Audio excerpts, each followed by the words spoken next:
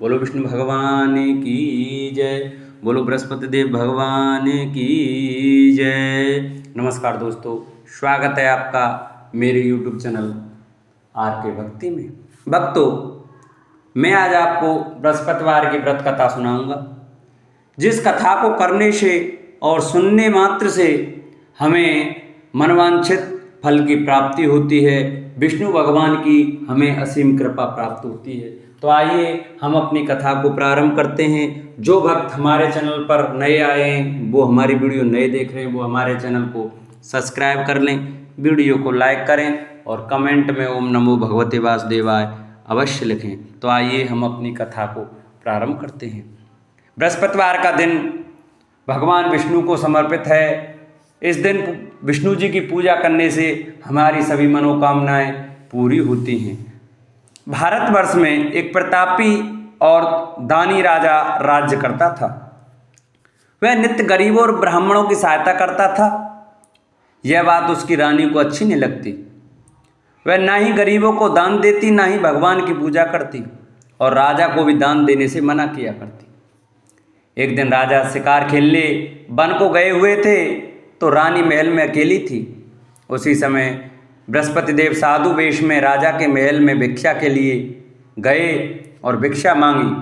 रानी ने भिक्षा देने से इनकार किया और कहा, हे साधु महाराज, मैं तो दान पुण्य से तंग आ गई हूँ। मेरा पति सारा धन लुटाते रहते हैं। मेरी इच्छा है कि हमारा धन नष्ट हो जाए, फिर न रहेगा बांस, न बजेगी बांसुरी। साधु ने कहा, देवी तुम तो बड़ी विचित्र हो। धन संतान तो सभी चाहते हैं, पुत्र और लक्ष्मी तो पापी के घर भी होने चाहिए। यदि तुम्हारे पास अधिक धन है तो भूखों को भोजन दो, प्यासों के लिए प्याऊ बनवाओ, मुसाफिरों के लिए धर्मशाला खुलवाओ। जो निर्धन अपनी कुंवारी कन्याओं का विवाह नहीं कर सकते, उनका विवाह करा दो। ऐसे और कई काम हैं जिनके करने से तुम्हारा यश लोक परलोक में फैलेगा। परंतु रानी पर उपदेश का कोई प्रभाव न पड़ा। वह बोली, महाराज आप मुझे कुछ न समझाएं। मैं ऐसा धन नहीं चाहती जो हर जगह बांटती फिरूं।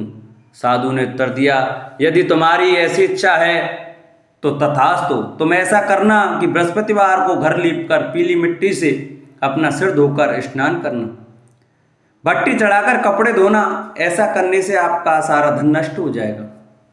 इतना कहकर वह साधु महाराज वहां से अलोप हो गए। साधु के अनुसार कई बातों को पूरा करते हुए रानी को केवल 3 बृहस्पतिवार ही बीते थे कि उसकी समस्त धन संपत्ति नष्ट हो गई। भोजन के लिए राजा का परिवार तरसने लगा। तब एक दिन राजा ने रानी से बोला कि रानी तुम यहीं रहो, मैं दूसरे देश को जाता हूँ, क्योंकि यहाँ पर सभी लोग मुझे जानते हैं, इसलिए मैं कोई छोटा कार्य नहीं कर सकता।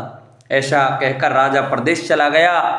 वहाँ वह जंगल से लकड़ी काट कर लाता और शहर में बेचता। इस तरह वह अपना जीवन व्यतीत करने लगा। इधर राजा के प्रदेश जाते ही रानी और दासी दुखी रहने लगी।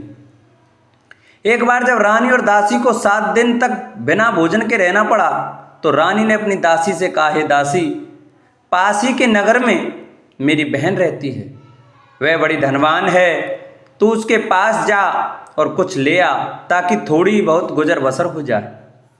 दासी रानी की बहन के पास गई। उस दिन गुरुवार था और रानी की बहन उस समय बृहस्पतिवार की व्रत कथा सुन रही थी। दासी ने रानी की बहन को अपनी रानी का संदेश दिया, लेकिन रानी की बड़ी बहन ने कोई उत्तर नहीं दिया। जब दासी को रानी की बहन से कोई उत्तर नहीं मिला तो वह बहुत दुखी हुई और उसे क्रोध भी आया। दासी ने वापस आकर रानी को सारी बात बता दी। सुनकर रानी ने अपने भाग्य को कोसा। उधर रानी की बहन ने सोचा कि मेरी बहन की दासी आई थी, परंतु उससे मैं नहीं बोली, इससे वह बहुत दुखी हुई होगी।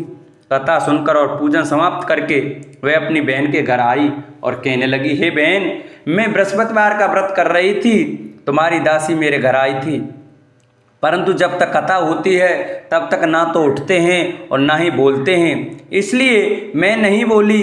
कहो दासी क्यों गई थी? रानी बोली, बहन तुमसे क्या छिपाऊं, हमारे घर में खाने तक को अनाज नहीं था। ऐसा कहते कहते रानी की आंखें भर आईं। उसने दासी समेत पिछले 7 दिनों से भूखे रहने तक की बात अपनी बहन को विस्तार पूर्वक सुना दी। रानी की बहन बोली, देखो बहन, भगवान बृहस्पति देव सबकी मनोकामना को पूर्ण करते हैं। देखो शायद तुम्हारे घर में अनाज रखा हो। पहले तो रानी को विश्वास नहीं हुआ। वह बहन के आग्रह पर उसने अपनी दासी को अंदर भेजा तो उसे सचमुच अनाज से भरा एक घड़ा मिला। यह देखकर दासी की हैरानी हुई। दासी रानी से कहने लगी, हे रानी, जब हमको भोजन नहीं मिलता तो हम व्रत ही तो करते हैं, इसलिए क्यों ना इनसे व्रत और कथा की विधि पूछ ली जाए ताकि हम भी व्रत कर सकें। तब रानी ने अपनी बहन से बृहस्पतिवार व्रत के बारे में पूछा। उसकी बहन ने बताया, बृहस्पतिवार के व्रत में चने की दाल और मुनक्का से विष्णु भगवान का केले की जड़ में पूजन करें तथा दीपक जलाएं, व्रत कथा सुनें और पीला भोजन ही करें। इससे बृहस्पति देव प्रसन्न होते हैं। व्रत और पूजन विधि बताकर रानी की बहन अपने घर को लौट गई।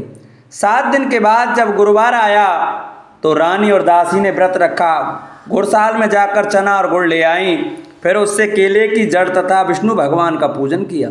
अब पीला भोजन कहाँ से आए, इस बात को लेकर दोनों बहुत दुखी थी।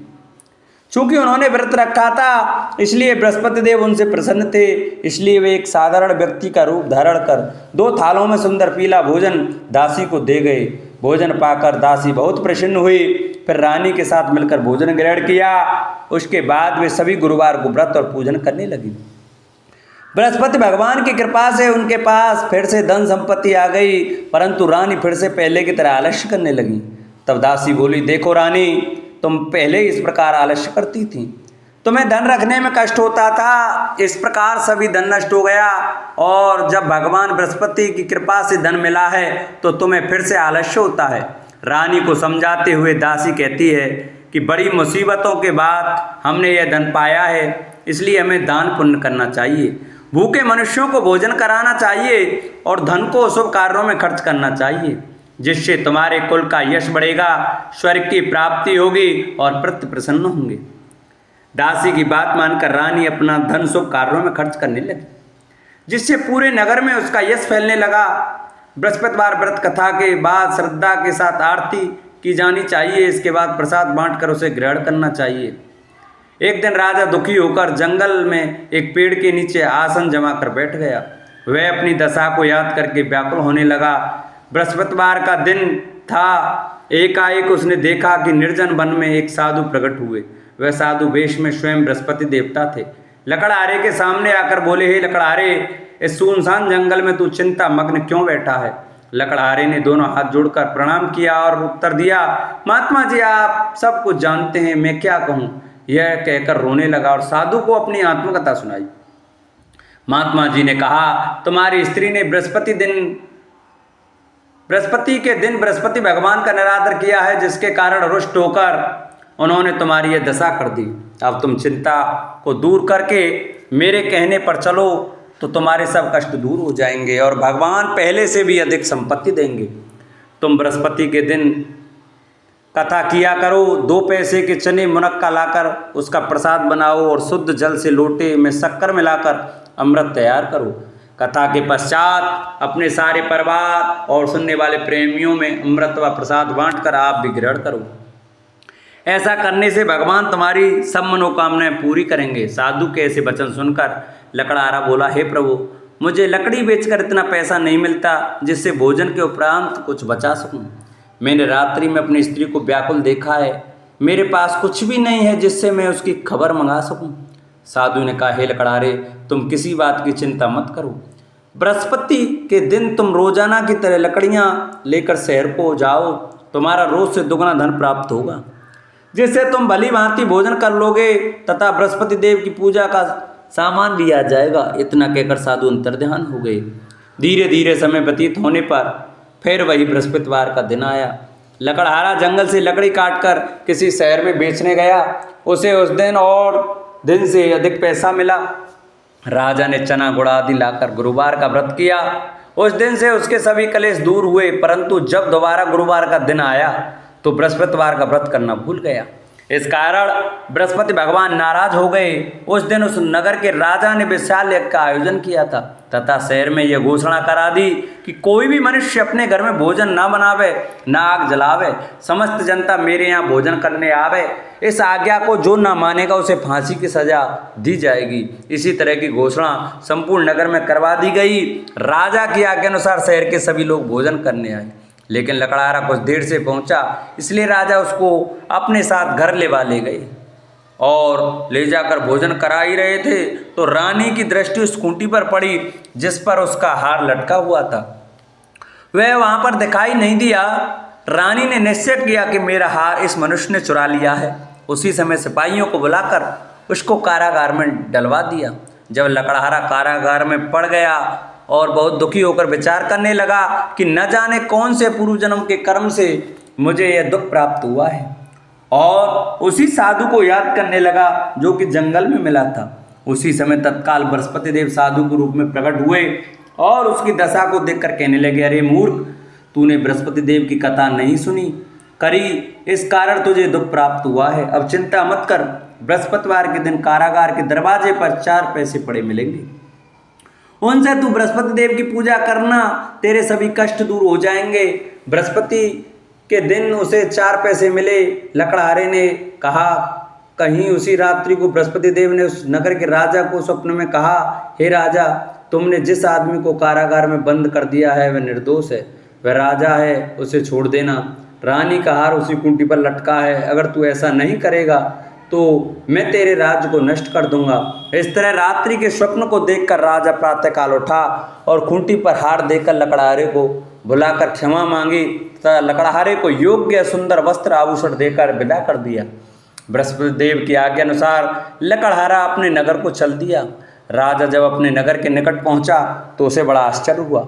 नगर में पहले से अधिक बाग, तालाब, कुएं तथा धर्मशाला, मंदिर आदि बन गए हैं। राजा ने पूछा, यह किसका बाग और धर्मशाला है? तब नगर के सब लोग कहने लगे, ये सब रानी और बांदी के हैं। तो राजा को आश्चर्य हुआ और गुस्सा भी आया। जब रानी ने यह खबर सुनी कि राजा आ रहे हैं तो उन्होंने बांदी से कहा कि दासी, देख, राजा हमको कितनी बुरी हालत में छोड़ के गए थे, हमारी ऐसी हालत देखकर वह लौट ना जाएं, इसलिए तू दरवाजे पर खड़ी हो जा। आज्ञा अनुसार दासी दरवाजे पर खड़ी हो गई। राजा आए तो उन्हें अपने साथ लिवा लाई। तब राजा ने क्रोध करके अपनी रानी से पूछा कि यह धन तुमने कैसे प्राप्त किया?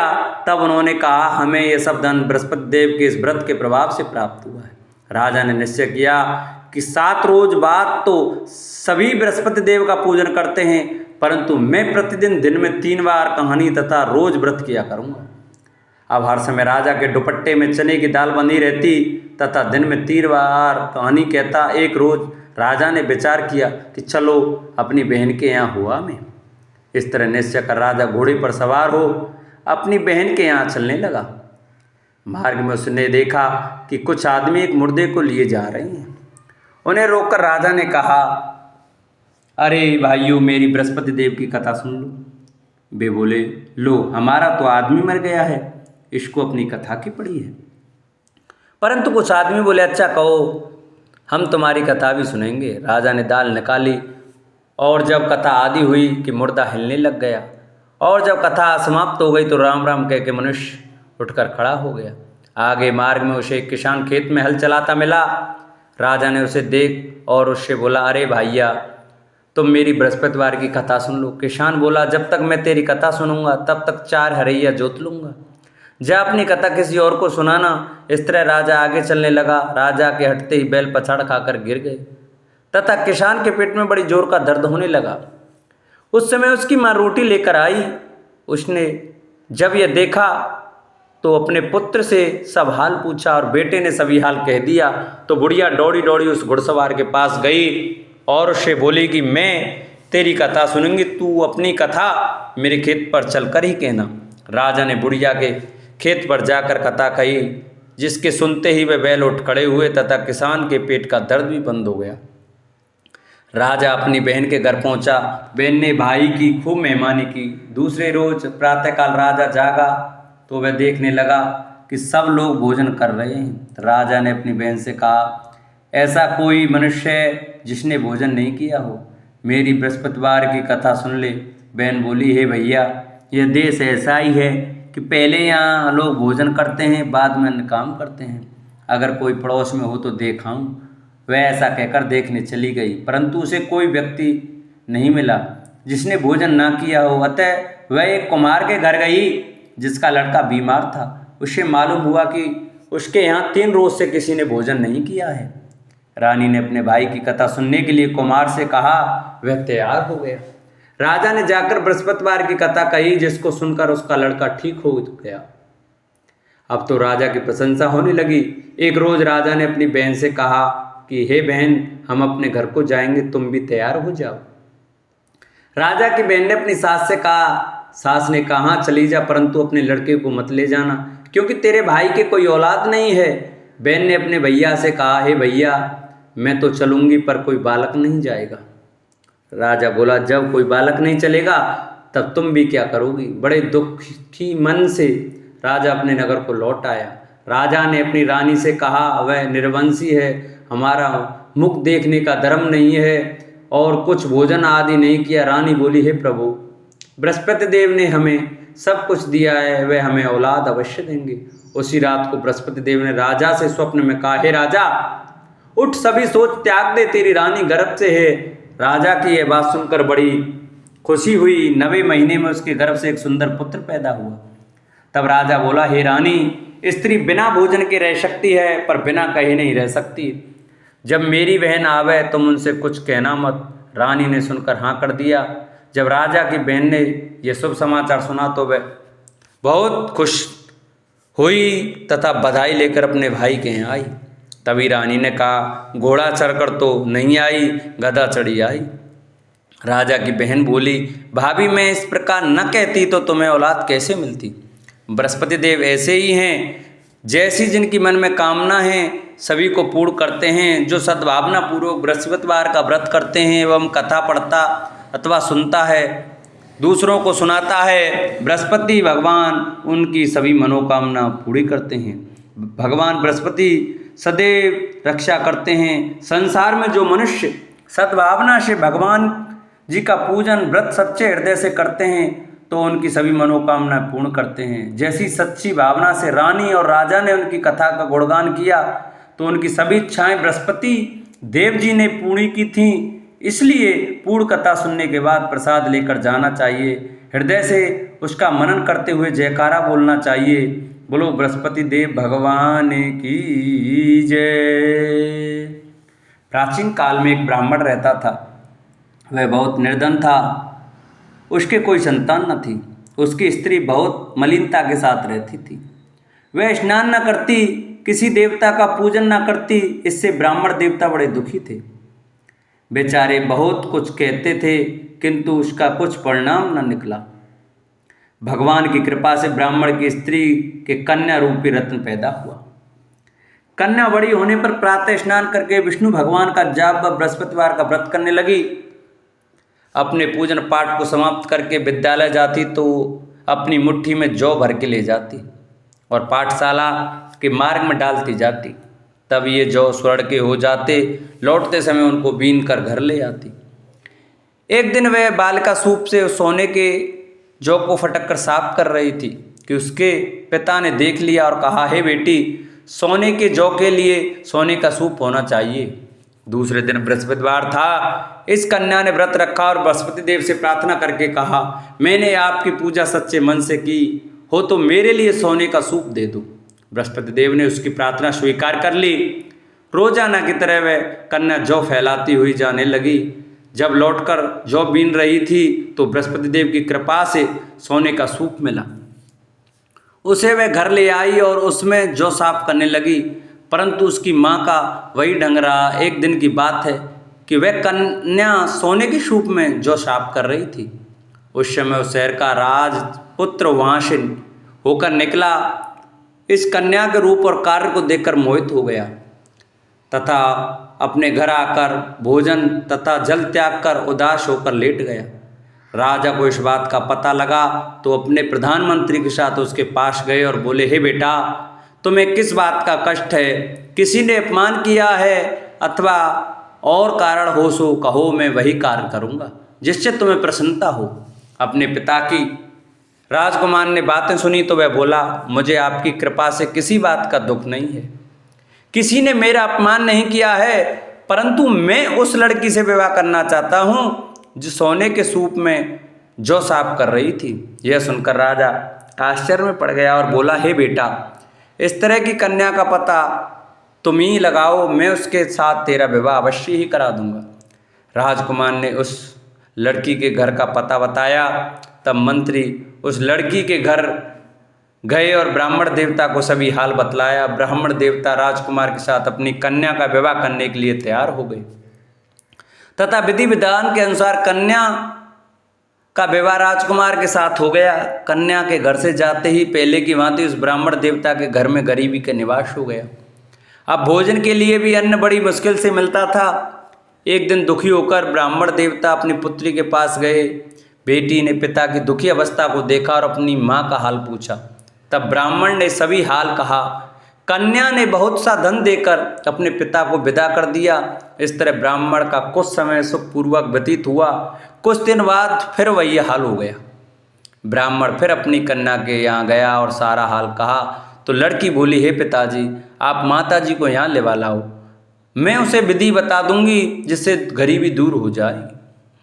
वह ब्राह्मण देवता अपनी स्त्री को साथ लेकर पहुँचे तो अपनी माँ को समझाने लगी, हे माँ, तुम प्रातःकाल स्नान आदि करके विष्णु भगवान का पूजन करो तो सब दरिद्रता दूर हो जाएगी।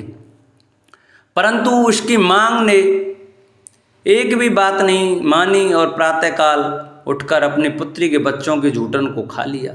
इससे उसकी पुत्री को बहुत गुस्सा आया और एक रात को कोठरी में सभी सामान निकाल दिया और अपनी माँ को उसमें बंद कर दिया। प्रातःकाल उसे निकाला तथा स्नान आदि करा के पाठ करवाया तो उसकी माँ की बुद्धि ठीक हो गई और फिर प्रत्येक बृहस्पतिवार को व्रत रखने लगी। इस व्रत के प्रभाव से उसके माँ बाप बहुत ही धनवान और पुत्रवान हो गए और बृहस्पति जी के प्रभाव से इस श्लोक में सुख भोग कर स्वर्ग को प्राप्त हुए। बोलो विष्णु भगवान की जय, बोलो बृहस्पति देव की जय। ओम जय जगदीश हरे, स्वामी जय जगदीश हरे। भक्त जनों के संकट, दास जनों के अवगुण, बंसी वाला दूर करे। ओम जय जगदीश हरे। जो ध्यावे फल पावे, दुख विन से मन का, स्वामी दुख विन से मन का। सुख संपत्ति घर आवे, श्याम सुंदर घर आवे, कष्ट मिटे तन का। ओम जय जगदीश हरे। मात पिता तुम मेरे, शरण गहूँ में किसकी, स्वामी शरण गहूँ में किसकी। तुम बिन और न दूजा, प्रभु बिन और न दूजा, आस करूँ मैं जिसकी। ओम जय जगदीश हरे।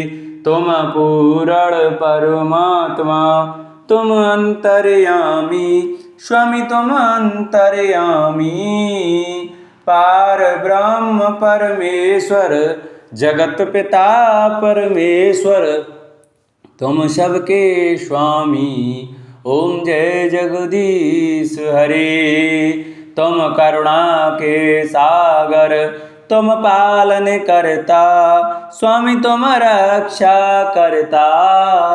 मैं मूरख खल कामी, मैं सेवक तुम स्वामी, कृपा करो हरता। ओम जय जगदीश हरे। तुम हो एक अगोचर, सबके प्राणपति, स्वामी सबके प्राणपति। किस विध मिलूं दया में, किस विध मिलूं कृपा में, तुमको मैं कुमति। ओम जय जगदीश हरे। दीन बंधु दुख हरता, ठाकुर तुम मेरे, स्वामी तुम रक्षक मेरे। अपने हाथ उठाओ, अपने शरण लगाओ, द्वार पड़ा में तेरे। ओम जय जगदीश हरे। विषय विकार मिटाओ, पाप हरो देवा, स्वामी कष्ट हरो देवा। श्रद्धा भक्ति बढ़ाओ, श्रद्धा प्रेम बढ़ाओ, संतन की सेवा। ओम जय जगदीश हरे। तन मन धन सब कुछ है तेरा, स्वामी सब कुछ है तेरा। तेरा तुझको अर्पण, तेरा तुझको अर्पण, क्या लागे मेरा। ओम जय जगदीश हरे। पार ब्रह्म जी की आरती जो कोई नर गावे, स्वामी प्रेम सहित गावे। कहत शिवानंद स्वामी, भजत हरि हर स्वामी, मनवांचित फल पावे। ओम जय जगदीश हरे। ओम जय जगदीश हरे। स्वामी जय दीननाथ हरे। स्वामी जय भोलेनाथ हरे। स्वामी जय सीताराम हरे। स्वामी जय राधे श्याम हरे। भक्त जनों के संकट, दास जनों के अवगुण, बंसी वाला दूर करे। ओम जय जगदीश हरे। बोलो विष्णु भगवान की जय। बोलो बृहस्पति देव भगवान की जय। जिन भक्तों को हमारी कथा अच्छी लगी हो वो हमारी कथा को ज़्यादा से ज़्यादा शेयर करें, जिससे और भी भक्त हमारी कथा का श्रवण कर सकें। हमारे चैनल को सब्सक्राइब करें, वीडियो को लाइक करें और कमेंट में ओम नमो भगवते वासुदेवाय, ओम बृहस्पतिदाय नमः लिखना न भूलें। बोलो बृहस्पति भगवान की जय। बोलो विष्णु भगवान की जय।